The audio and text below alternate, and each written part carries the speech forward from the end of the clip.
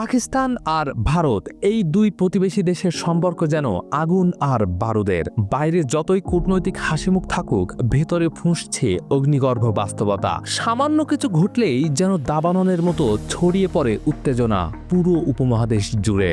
2025 সালের প্রেক্ষাপটে সেই পুরনো উত্তেজনায় আবার ফিরে এসেছে।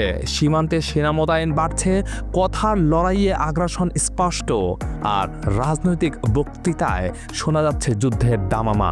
বিশেষ করে পাকিস্তানের পাঞ্জাব প্রদেশের মুখ্যমন্ত্রী মরিয়ম নওয়াজ যখন বললেন পাকিস্তান একটি পরমাণু শক্তিধর দেশ, এত সহজে কেউ হামলা করতে পারবে না, তখন ভারতের প্রতিরক্ষা মহলে সেই বার্তাকে গুরুত্ব দিয়েই দেখা হয়েছে। কারণ এরা শুধু কথার লড়াই নয়, এটা এক অঘোষিত প্রস্তুতি যা যে কোনো সময় বাস্তব হয়ে উঠতে পারে। তবে এই উত্তেজনার শিকড় আজকের নয়, শুরু 1947 সালের উপমহাদেশ ভাগের সময় থেকেই। ভারত পাকিস্তান আলাদা হওয়ার পরপরই কাশ্মীরকে কেন্দ্র করে শুরু হয় প্রথম যুদ্ধ। এরপর 1965, 1971 এবং কার্গিল যুদ্ধ, সবই রক্ত, প্রতিহিংসা আর ক্ষমতার লড়াইয়ের ইতিহাস। পাকিস্তান বারবার দাবি করেছে কাশ্মীর তাদেরই অংশ, আর ভারত বারবার বলেছে কাশ্মীর ভারতের অখণ্ড অংশ। সময়ের সাথে ভাষা বদলালেও দাবির আগুন আজও নিভে যায়নি, বরং হয়ে উঠেছে আরও উস্কানিমূলক।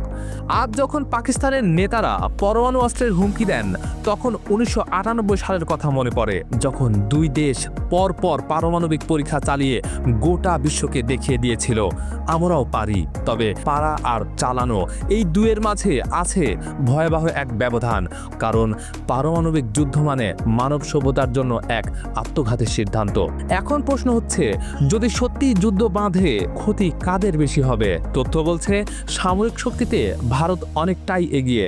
ভারতের সক্রিয় সেনা সদস্য প্রায় 15 লাখ, আধুনিক যুদ্ধবিমান 600, ট্যাঙ্ক 4700। অন্যদিকে পাকিস্তান জনবল, বিমান, ট্যাঙ্ক সব ক্ষেত্রে পিছিয়ে। তবে সাহস ও পরমাণু অস্ত্রে তারা পিছিয়ে নেই।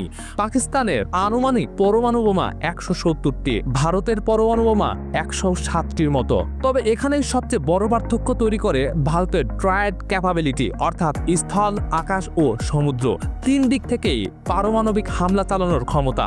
ভারতের রয়েছে অত্যাধুনিক সাবমেরিন থেকে ব্যালিস্টিক মিসাইল নিক্ষেপের শক্তি, যা সেকেন্ড স্ট্রাইক বা পাল্টা আঘাতের অন্যতম হাতিয়ার। পাকিস্তান বারবার বলছে তারা আগ্রাসন শুরু করবে না, তবে ছাড়া যাবে না, এই মনোভাব দুই দেশের মধ্যেই রয়েছে। আর যদি সত্যি পারমাণবিক যুদ্ধ বেড়ে যায়, তাহলে শুধু ভারত পাকিস্তান নয়, পুরো বিশ্ব তার ভয়ঙ্কর পরিণতি টের পাবে। বৈশ্বিক জলবায়ু ভারসাম্য নষ্ট হবে, সূর্য ঢেকে যাবে ধোঁয়ার চাদরে, শুরু হবে নিউক্লিয়ার উইন্টার, ফসলের ঘাটতি, খাদ্য সংকট এবং স্বাস্থ্য বিপর্যয়ের ঢেউ পৌঁছাবে চীন, নেপাল, আফগানিস্তান, এমনকি ইউরোপেও। এই অবস্থায় জাতিসংঘ, যুক্তরাষ্ট্র, চীন ও রাশিয়া হয়তো চাপ দেবে যুদ্ধ থামাতে, কিন্তু একবার যদি পারমাণবিক অস্ত্র ব্যবহার হয়ে যায়, তাহলে সেই চাপ আর কাজে আসবে না। শুরু হবে নতুন শরণার্থী সংকট, ভূরাজনৈতিক টানাপোড়ান এবং এক ভয়ঙ্কর অস্থিরতা। আপডেট পেতে চোখ রাখুন ডেইলি মিনিটে। ভবিষ্যতের খবর এখনই জেনে নিন।